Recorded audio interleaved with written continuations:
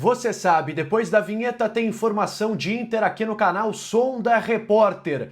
Ramon Dias muda tudo. O novo titular do Inter para a partida de recuperação no Campeonato Brasileiro. Propostas chegando por joia da base. Vamos falar sobre tudo aqui no canal Som da Repórter. Mas antes, peço para que você deixe o seu like nesse vídeo, se inscreva aqui no canal, ativa o sininho das notificações e bora falar do Colorado.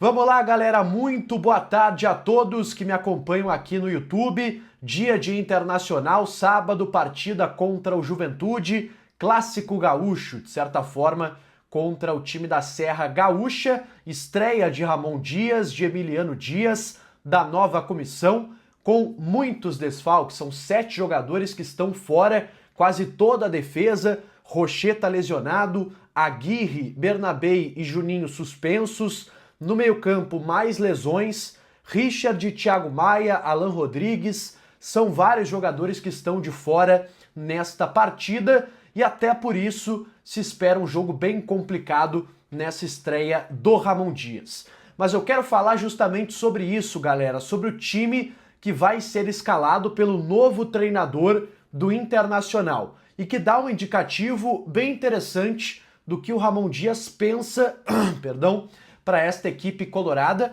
quando tiver todos os jogadores à disposição. Bom, vamos lá. Já falei dos desfalques, mas repetindo rapidamente aqui, Rocher, Aguirre, Bernabei e Juninho. Richard, Thiago Maia e também Richard, Thiago Maia e Alan Rodrigues. São 7 desfalques, perdi na conta de tantos, mas são esses aí. O time do Inter, para esse jogo, vai ter o Antony no gol, o Alan Benítez na direita, Vitão e Mercado a zaga e o Vitor Gabriel na lateral esquerda. O meio-campo vai ter Luiz Otávio começando a partida entre os titulares, pelo menos uma boa notícia desse garoto que vai começar a partida, Bruno Henrique, Oscar Romero, Alan Patrick. Sobre o formato desse meio-campo, pessoal, eu não tenho informação, a gente conseguiu confirmar que de fato esse vai ser o time titular, mas eu, pelo menos, não tenho a confirmação de qual a configuração tática que o Ramon Dias pensou para esses jogadores. O que eu, Leonardo Sonda, aposto é em um losango, um meio-campo em losango, com o Luiz Otávio sendo o primeiro volante, o Bruno Henrique pela direita, o Oscar Romero como esse terceiro homem, segundo volante pela esquerda, e na frente desse losango, na ponta, o Alan Patrick. Então é mais ou menos isso, com no ataque o Carboneiro e o Borré funcionando mais ou menos como uma dupla de ataque. Pode ser que não seja isso, seja algo diferente? Pode. Ele pode jogar com 2 volantes alinhados, Luiz Otávio e Bruno Henrique, o meio armador, que é o Alan Patrick, o Romero pela direita, pela esquerda o próprio Carboneiro e na frente o Borré.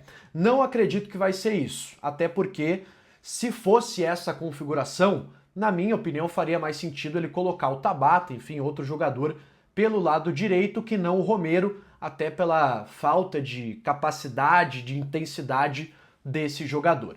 E o Ramon Dias, ele tá apostando bastante no Romero, o que é uma aposta curiosa e interessante.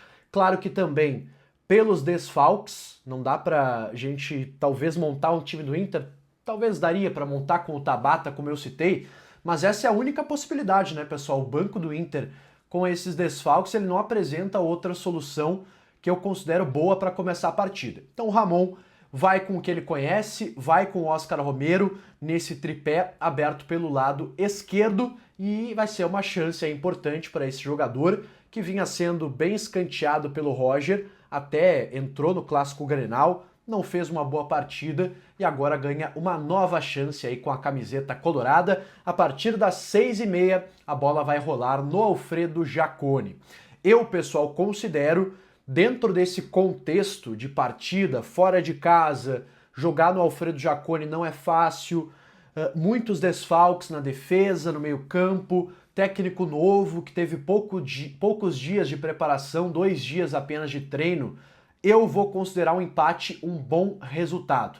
E considero, inclusive, mais fundamental que o Inter não tome gols. Um 0-0, dependendo da atuação, claro, pode ser sim um bom resultado, um resultado que traga uma estabilidade para esse time do Inter. O que não pode é começar perdendo, começar tomando muitos gols, porque aí a confiança, ela vai lá para baixo e o Ramon Dias está tentando erguer a moral dos jogadores, desse ambiente do Inter que estava realmente bastante abatido após a saída do técnico Roger Machado.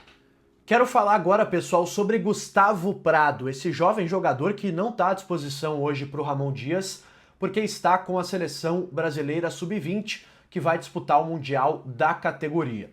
Bom, se falou aí no mercado em propostas, em sondagens que poderiam chegar ao Gustavo Prado. Chegou-se a falar, inclusive, de 20 milhões de euros, uma proposta que o Inter consideraria boa para vender o Gustavo Prado. Pessoal, sendo bem sincero com vocês, tá? Eu fui até apurar algumas informações. O Gustavo Prado, ele trocou de empresário recentemente, assinou com o André Curi, que é um empresário com muita entrada no mercado europeu, principalmente no mercado italiano. E o Gustavo Prado, através desse movimento de empresário, ele visa, claro, também uma transferência para a Europa. Mas, pessoal, eu não consegui confirmar e, pelo contrário, o que me disseram é que não há, nesse momento, nenhuma proposta na mesa pelo Gustavo Prado e que esse valor que o Inter pede, ele é muito, repito, muito difícil que, de fato, chegue propostas nesses valores. Por quê? O Gustavo Prado, ele não é um jogador valorizado? É. Ele não é convocado para a seleção sub-20? É. Agora, ele não é titular do Internacional. E isso pesa bastante, né? Porque, vamos lá, vem um scout europeu assistir o jogo do Inter. Pô, Gustavo Prado tá no banco. Ele nem entrou no Clássico Grenal, por exemplo, quando estava no banco de reservas. Então, num jogo onde jogam 16 jogadores, os 11 titulares mais 5 que entram, o garoto não tá entre os que jogam. Então, eu acho que o próprio Inter acaba desvalorizando o Gustavo Prado. O que me disseram foi o seguinte: olha, não tem proposta, tem, claro, sondagem de tudo que é lugar, da Europa, do mercado árabe, porque essas equipes estão sempre de olho, principalmente pela visibilidade na seleção sub-20, mas não tem qualquer perspectiva nesse momento de que uma proposta chegue nesses valores que eu citei aí de 20 milhões de euros. Esqueçam, pessoal, essa grana não vai chegar pelo Gustavo Prado. Pode ser que chegue proposta aí de 8, 10 milhões de euros, que, olha, na minha opinião, já é uma proposta bem legal para o Gustavo Prado, que é um garoto que eu ainda não enxerguei algo muito diferente. Eu acho que é um bom jogador e tal, mas por essa grana aí que o Inter está esperando, eu fico com a clara sensação, além da informação, de que não vai rolar o negócio do Gustavo Prado nesses valores aí que estão sendo divulgados. Tá certo, galera? Volto logo depois do jogo pra gente falar sobre tudo que vai acontecer lá em Caxias do Sul, na Serra Gaúcha. Ainda antes da coletiva do Ramon, vou estar aqui no YouTube comentando com vocês, tá certo? Deixa o teu like nesse vídeo, se inscreve aqui embaixo no canal e ativa o sininho das notificações. Valeu e até a próxima!